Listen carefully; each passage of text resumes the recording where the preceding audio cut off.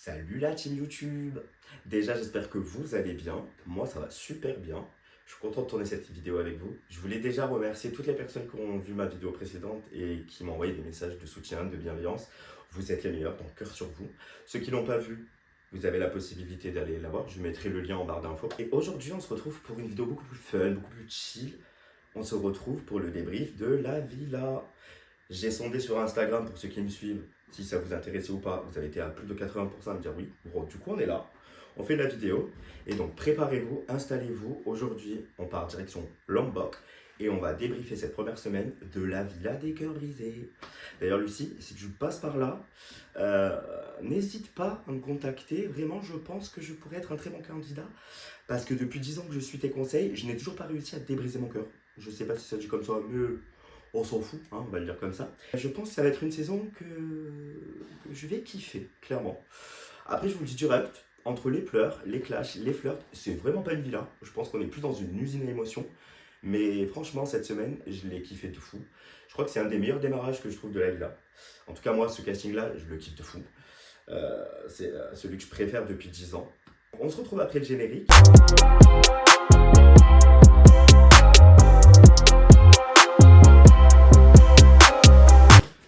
Je vous présente quand même mon meilleur ami du jour, l'éventail, parce que si vous me voyez briller, c'est pas de la lighter les gars.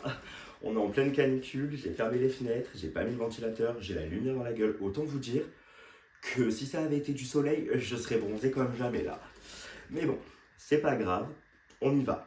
Commençons par la présentation des candidats. The industry can hate me, fuck 'em all and they mama. How many options you really got? I mean, there's too many options. I'm finna pass on this body, I'm John Stockton.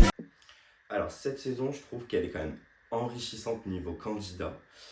Parce que bon, pour ceux qui ne le savent pas, la Villa des Cœurs Brisés, à part une saison, je crois que c'était la 8, où c'était que des anonymes, ça, c'est des candidats télé-réalité qui viennent se faire réparer le cœur. Autant il y en a, franchement, leurs problématiques, voilà. Autant il y en a vraiment, il y a des problématiques hyper touchantes. Donc là, on va partir juste sur la présentation des candidats, pour que vous sachiez un peu qui il y a. Je vous mettrai les photos juste au-dessus à chaque fois que je dirai un nom. En candidat, on va commencer par l'emblématique Melanite. C'est la drama queen certifiée de la saison, mais la pauvre, elle a un cœur en miettes. Et pour ceux qui suivent un peu la télé-réalité et Melanite, on sait tous par quoi elle est passée ces derniers mois. Et franchement, je lui tire mon chapeau parce que revenir dans la villa après autant d'années, parce qu'elle avait déjà fait la saison 2, après une problématique aussi forte, franchement, bravo. Ensuite, on a Maëva. Donc pour ceux qui ne la connaissent pas, elle a fait l'île de la tentation, elle a fait les apprentis aventuriers aussi. Elle, j'ai décrété, c'était un peu l'amoureuse passionnée, mais traumatisée par l'abandon. Alors elle, c'est clairement ma sœur, quoi. Autant vous dire, oui, parce que du coup, bon, qu'on se le dise, tant qu'à faire, vu que je présente les candidats, les problématiques, je vais un peu aussi donner mon avis personnel. Dans quelle problématique je me vois en fait. Donc ouais, Maëva, clairement, elle, quand elle a parlé, je me suis dit, ok, elle, ses coachings, ils vont vachement m'aider, tu vois. D'ailleurs, petit fun fact, j'ai un pote à moi qui a vu les épisodes avant moi, et on en discutait, il m'a dit, eh ma belle, il y a des problématiques, je te vois tellement dedans. Même lui m'a dit, tu devrais aller à la villa, quoi. Donc je te le répète encore, Lucie, contacte-moi. Mais c'est vrai que Maëva, quand j'ai vu sa problématique, je me suis dit, bon, ok, alors elle, c'est complètement ce qui m'a traumatisé pendant des années. Et c'est vrai que je suis un amoureux passionné. Quand j'aime, j'aime vraiment à fond, quoi. C'est un peu le problème, je crois. Enfin bref. Ensuite, on a Lisa Marie. Pour moi, elle s'est blessée par le passé et elle veut réapprendre à s'aimer. Clairement, je pense que de la table ronde, c'est la première qui a commencé à faire pleurer, parce que j'ai pleuré encore d'autres fois à un moment donné, enfin des petites larmes, quoi. Mais franchement, son histoire, elle est hyper touchante. Elle m'a même fait penser sur certains points à un pote à moi dont j'étais assez proche. Et franchement, elle est touchante. Clairement, tu te dis, elle a 21 ans et waouh, waouh, elle a un vécu qui fait que. Moi, je l'avais déjà vu dans les 5 ans, dans l'île de la tentation. Et c'est vrai que l'image qu'elle renvoie à la télé et ce qu'elle est dans la réalité, c'est pour ça que j'aime cette émission et que je pense que c'est mon émission préférée, c'est que tu découvres l'intérieur des gens. Et les gens qui me connaissent, ils savent que je suis pas physique, moi je suis plus intérieur. L'intérieur des gens, c'est ce qui me passionne le plus. Parce que pour moi, la beauté, elle est intérieure vraiment. Bon, ok, faut quand même un minimum extérieur, je suis d'accord. Mais l'intérieur, ça dit vraiment de comment est la personne dans la vie et de ce qu'elle peut t'apporter ou pas aussi. Parce qu'il y a des personnes, c'est des mauvaises personnes. Mais bon, elle, vraiment, elle m'a touché de fou. Et Lisa Marie, je pense pas que tu passeras par là. Mais au cas où, big up à toi. Franchement, t'as été mon premier coup de cœur de la semaine, clairement. Parce que j'en ai un deuxième quand même. Gabrielle. Passons à Gabriel. Alors lui, il était là l'année dernière. Et clairement, lui, c'est Mister Toxic repenti. Clairement. Sauf qu'en fait, je suis pas sûr qu'il soit vraiment repenti parce qu'il repart un peu dans les travers de l'année dernière, quoi. Donc, on verra. Ensuite, on a Gianmarco, je vais le faire à l'italienne parce que j'arrive pas à le prononcer. Désolé. Lui, c'est le séducteur italien Cupidon low cost. Il est venu en vacances. Alors après, il est touchant. Mais lui, le mec, en une semaine, il est déjà sur 2 tableaux, quoi. Il a pas le taille. Clairement, c'est vraiment en italien. Soyons clairs. Clarisse, la petite Clarisse, je l'aime beaucoup. Elle, c'est l'éponge à émotions, qui dit toujours oui, même quand ça fait mal. Et clairement, elle aussi, je me suis retrouvé là-dedans. Parce que alors, quand je suis amoureux, moi, par exemple, j'ai du mal à dire non. Et même quand je dis non, en général, la personne arrive à me faire dire oui. Donc, je suis vraiment un pigeon, quoi. Je m'en rends compte en tournant cette vidéo. Ça permet de se rendre compte aussi de comment on est. C'est sympa. Ensuite, on a Giovanni. Alors lui, comment vous dire? Lui, c'est Monsieur Critère trop haut. Frère, même pas Beyoncé décrocherait ton numéro, même si t'étais parfait. Et Giovanni, je le suis depuis longtemps parce que je regarde beaucoup de télé-réalité où il était dedans. Quand tu vois comment il était avec ses ex, t'as envie de te dire, frérot, redescends un peu sur tes critères, quoi, parce que tu n'es pas Monsieur Parfait. Après, il assume qu'il n'est pas parfait. Et déjà, son honnêteté fait beaucoup, je trouve. On a Maxence, notre petit Maxence de Secret Story. Déjà, je suis content de le revoir parce que je l'avais vu dans The Power, pour ceux qui suivent. Je trouve que ça a été un bon personnage, mais il avait été un peu... Le montage l'avait pas trop mis en valeur, quoi. Et là, je pense qu'il a de quoi s'épanouir, et lui, c'est vraiment le lover express, quoi. Le mec, il a plus vite un coup de foudre que moi le temps que je prenne ma commande Uber Eats. C'est une dinguerie. Mais j'aime bien parce que du coup, c'est un mec passionné, et j'aime les mecs passionnés. Du coup, Maxence, je t'aime bien.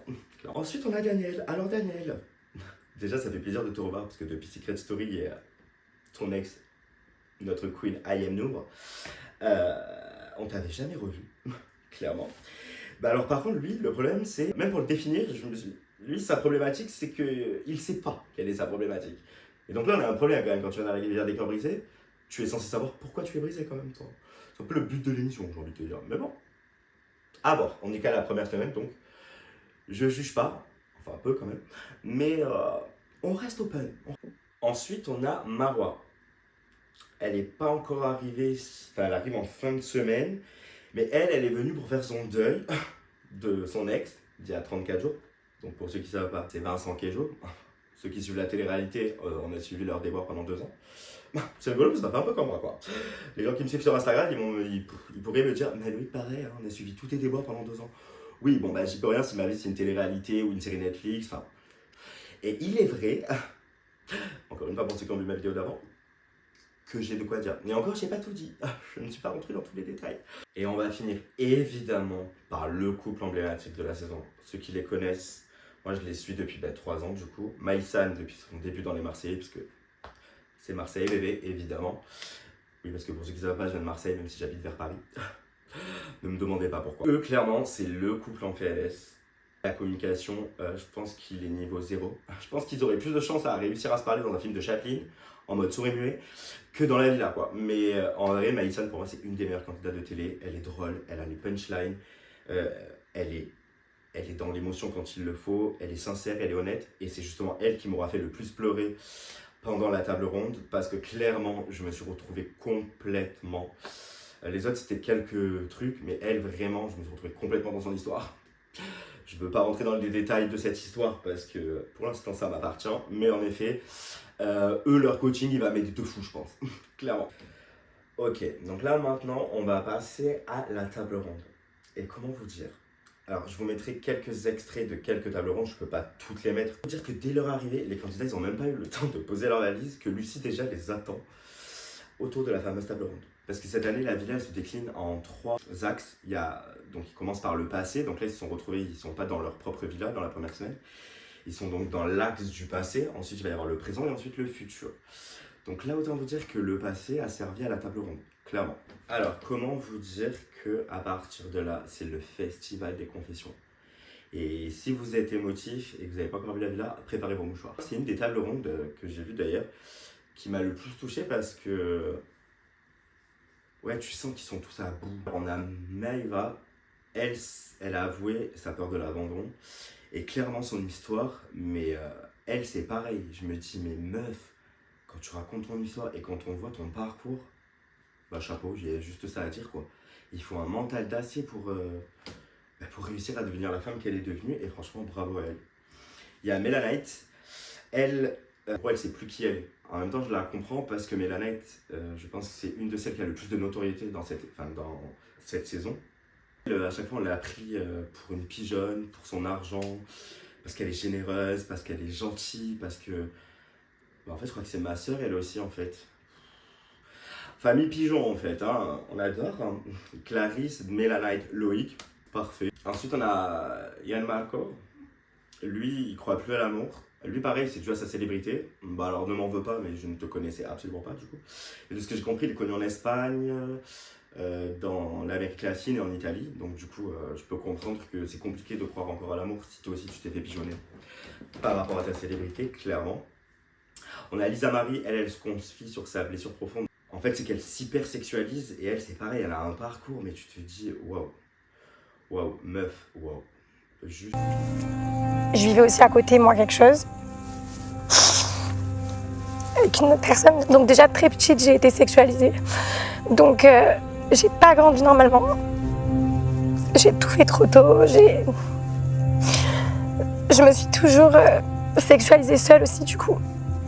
Parce que je me voyais juste comme ça. Juste 21 ans, la tête sur les épaules, un mental autant, une ouverture d'en parler, de venir se confier, d'assumer que la télé n'a pas renvoyé l'image qu'elle est vraiment dans la vie et que du coup elle se servait de ça pour cacher justement ses émotions et ses blessures. Lisa Marie, je te le redis, big up. Gabriel, là on va finir par Gabriel pour la première partie de la table ronde. Lui veut travailler sur sa toxicité. Le problème, c'est que Gabriel l'année dernière, il s'est mis en couple avec Cynthia et elle avait la même problématique, je crois, dans le même genre en tout cas. Et évidemment, pour tous ceux qui ont vu la villa, on sait très bien comment ça a fini. Les réseaux sociaux s'en rappellent aussi. Du coup, je suis un peu comme Lucie. Je veux le croire, mais en même temps, je reste mitigé, quoi. Pour avoir connu des gens toxiques, t'as envie de les croire, parce qu'au fond, si t'es amoureux, etc., t'as envie de croire que c'est une bonne personne. Après, je pense pas que c'est une mauvaise personne, en plus, Gabriel. Parce que lui, il assume qu'il est toxique, il sait qu'il fait de la merde, mais là, sa table ronde, elle a quand même montré un aspect de lui que j'avais pas vu l'année dernière, et je me dis, why not? Allez, on te laisse le bénéfice du doute, on ne juge pas encore. Mais attends, c'est pas fini. Je croyais pas que j'allais m'arrêter là. On va passer à la partie 2 de la table ronde. Et crois-moi, c'est pas fini. Alors on a Clarisse, elle avoue qu'elle accepte tout par amour. Et là, comme je vous ai dit tout à l'heure, je me suis reconnu en elle, quoi. En plus, elle parlait, donc, parce que c'est une ex à Giovanni aussi, qu'en fait, pour le bonheur de la personne en face d'elle, elle dit oui à tout, elle est prête à se changer elle-même, etc. Et clairement, alors elle, je me suis retrouvé dedans aussi. C'était le plus gentil avec moi, mais parfois, j'avais l'impression de pas avoir une personne investie autant que moi en face de moi, genre. Je me sentais parfois genre délaissée. Exemple, quand je venais le voir à Nice. Je vais vous donner une anecdote. J'ai connu une personne où peu importe ce qu'elle me demandait, je disais oui. Elle voulait me voir tous les jours, je disais oui. Alors il y a des jours où je disais que j'étais fatigué parce que je travaillais, on allait manger au resto tous les soirs, presque. Il y a une période où on allait quand même manger au resto tous les soirs. En fait, on se voyait tout le temps, mais du coup, il y a des moments où tu sors du taf, tu as juste envie d'aller te poser chez toi ou de souffler ou d'aller au sport par exemple. Du coup, j'avais arrêté. Et même quand je disais non, la personne me connaissait tellement bien, et elle me connaît toujours très bien d'ailleurs, si tu passes par là, tu te reconnaîtras. Mais elle me connaissait tellement bien qu'elle sait comment me prendre, et genre j'arrivais plus à dire non. Après, on va pas mentir, si on a envie de dire non, on dit non. Donc en soi, si on finit par dire oui, c'est que d'un côté, moi je vais pas mentir, j'étais content de passer du temps avec cette personne. Mais du coup, je me suis reconnu en elle, parce que du coup, on dit amen à tout, quoi. La team pigeon, j'ai dit, mettez en commentaire hashtag pigeon, je vous autorise. Giovanni, alors lui, c'est toujours ses critères trop élevés, genre en mode le mec il veut Beyoncé plus Jeff Bezos, quoi, limite, il veut le beurre et l'argent du beurre, quoi. Mais frérot, à un moment donné, encore une fois, comme je vous ai dit, il le reconnaît, et je peux comprendre parce que ce soit comme Clarisse, d'ailleurs je pense que c'est pour ça qu'ils s'entendaient bien et qu'ils sont mis ensemble, c'est qu'ils ont un peu le même parcours de vie, ils ont des parents qui sont mariés depuis des années, ils sont toujours ensemble, donc ils ont vu une vision de l'amour magnifique, genre, et eux c'est ça qu'ils recherchent, donc c'est compliqué. Clarisse, elle, c'est plus du style, je dis oui parce que j'ai tellement envie de vivre la même chose que mes parents et ça s'est tellement fait dès le début. Ils ont mis un coup de foudre. En gros, à chaque mec, elle pense que c'est l'homme de sa vie. Giovanni, lui, c'est pareil, quoi. Toute sa famille, elle est unie. Il a des parents hyper ensemble depuis plus de 20 ans, je crois. Enfin, ouais, du coup, je peux comprendre que tu idéalises l'amour. Mais en même temps, frérot, après, quand il a cité les critères, Enfin, même avec une IA, je suis pas sûr que tu y arriveras à trouver la femme parfaite quand même. Ensuite, comme je vous ai dit, on a Maxence. Alors lui, il tombe amoureux plus vite que moi devant une pizza ou un McDo. Plutôt McDo d'ailleurs. Vous êtes chez McDo, pizza, dites en commentaire. Mais alors lui, comme je vous ai dit, c'est le passionné de la saison. Et d'un côté, ça me plaît et ça se voit. Moi, je le suis depuis Secret Story et ça se voit sur ses réseaux, c'est le mec passionné. Le mec un peu, il est en dehors des codes des réseaux et j'adore parce que du coup, ça fait de lui un mec authentique. Et je pense que lui, on peut passer des bons moments dans la saison. On a Daniel, donc comme je vous ai dit, lui, c'est même pas sa problématique. Bah, je crois que frérot, ta problématique, c'est que tu n'as pas de problématique, mais que tu as du mal quand même à tomber amoureux. Donc ça reste problématique jamais vue. Et puis alors, on a Maïsan et Emin, et là, comment vous dire, eux, ils sont arrivés en PLS déjà. En plus, moi, j'avais vu la saison de la GLC Family juste avant. Et donc, ils sont dedans. Et c'est là où ils décident. Enfin, c'est Jazz qui a appelé Lucie pour dire je crois qu'il faut que je t'envoie le couple, quoi. Parce qu'ils étaient déjà en froid et en bisbille. Et c'était drôle en même temps. Parce que Maïsen a toujours ce ton de l'humour. Elle est un peu comme moi. C'est-à-dire, quand ça va pas, etc., elle va faire de l'humour. Elle va essayer de cacher ses émotions, etc. Et le truc, c'est que Emin, c'est tout le contraire. Il est froid, distant, impassible, tu sais pas en fait ce qu'il ressent. Et là, la table ronde, elle a été grave émouvante. D'ailleurs, Maïsen, je vais vous mettre un passage parce que du coup, comme je vous ai dit, leur histoire, elle m'a beaucoup rappelé une histoire qui m'est commune. Être malheureuse avec lui qu'être malheureuse sans lui, parce que de toute façon, dans les deux cas, je suis malheureuse, mais au moins, il est là. Et après que je lui ai pardonné tout ça, et je pense que j'ai quand même passé pas mal de choses, il est revenu avec des promesses de changer, de ne pas refaire les mêmes erreurs, etc. Et ça a recommencé encore. Et du coup, j'en arrive au stade où ça fait 3 ans que j'essaie de donner le change pour que lui soit bien dans la relation. Donc, c'est-à-dire essayer d'être la plus agréable possible, la plus gentille, justement pour qu'il me donne tout ce qu'il a donné à une autre femme. Et au final, il n'y a aucun changement.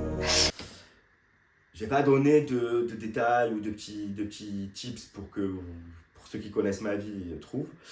Mais parce que pour l'instant, je le garde pour moi. Et ça en fera partie d'une vidéo, vous inquiétez pas. Les storytime et moi, je pense que j'ai de quoi faire des storytime avec ma vie.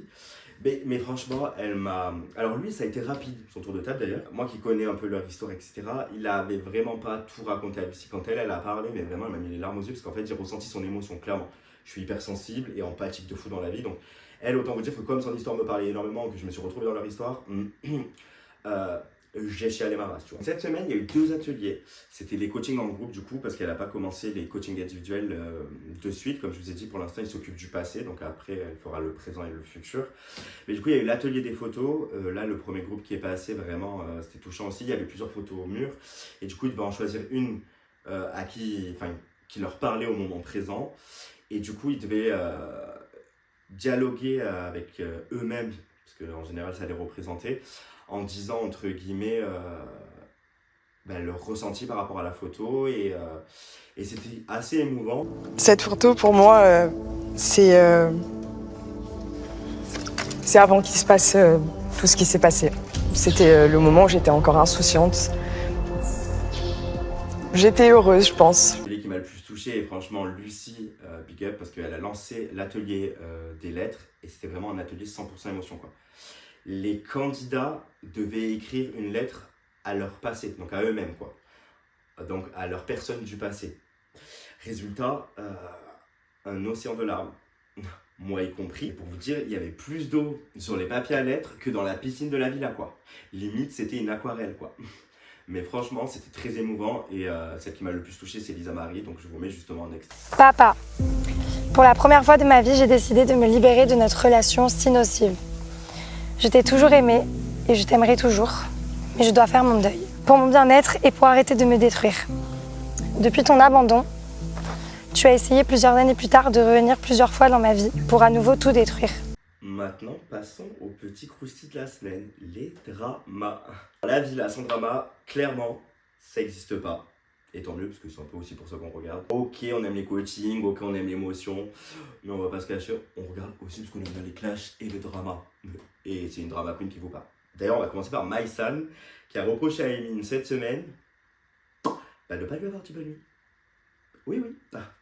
Il lui a pas dit bonne nuit, du coup, elle a fait une crise.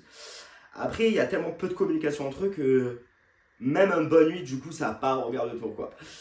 Et c'est là où tu te dis, les pauvres, quoi. Leur couple est vraiment PLS. S'il te plaît, Lucie, sauve-les. de parler. Je trouve ça fascinant.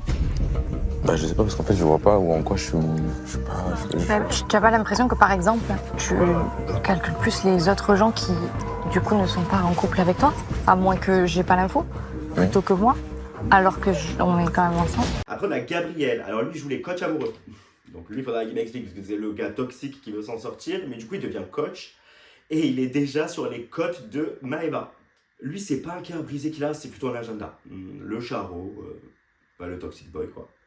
Gabriel, je rigole, évidemment. Un peu d'humour ne fait pas de mal. Et puis, on a Yann Marco. Bon, bah, Yann Marco, il fait du Yann Marco. Je vous l'ai dit, c'est un séducteur, c'est un Italien. On lui en veut pas, ça flirte à gauche, ça flirte à droite. Bon, ok, mais là, la hype, Marois, à un moment donné, va faire ton choix, mon pote, hein, t'es Cupidon, mais toujours low cost, quoi, du coup. Et bien sûr, on ne peut pas parler de drama sans finir par l'arrivée de Marois.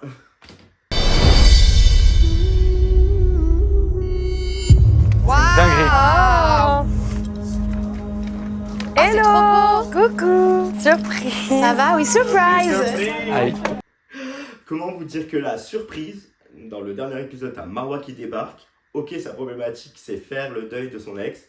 On l'a déjà dit tout à l'heure. Sauf que, à peine arrivée, bah, Marois, elle est déjà tombée dans les filets de Yann Marco. Elle aime bien, je crois. Hein. Mais ma belle, on est plus sur du deuil express que sur une reconstruction, là, quand même. Tu viens à peine d'arriver. Calmos, ma belle. Comme j'ai dit, je juge pas, enfin, un peu quand même, parce que bon, on aime bien. C'est un peu... je vous l'ai dit, je suis drama queen et commère dans la vie, donc on adore ça. Mais ma belle, je suis sûr qu'il va y avoir un patio avec Vincent Queijo, tu vas moins faire la maline, je pense. Et franchement, j'ai déjà hâte de voir ça, quoi. Saison 10, pour moi, elle démarre fort. Entre les confessions de choc, les larmes à gogo, les couples en crash test. Lucie, elle doit se dire, mais merci Seigneur, grâce à eux, j'ai un CDI à vie. Et c'est pas faux, on est quand même à la 10e saison. Elle peut s'acheter des villas à Bali tant qu'elle veut. Moi, je vous le dis, les drama queens cette année, c'est Maëva, Lisa Marie et bien sûr, ma petite Mélanite et Maïsan. D'ailleurs, Maïsan, moi, elle me fait toujours mourir de rire. Parce qu'elle a toujours la punchline qu'il faut dans les confessionnals. Elle ose clasher les gens. Elle me fait rire. J'aimerais être comme elle plus souvent.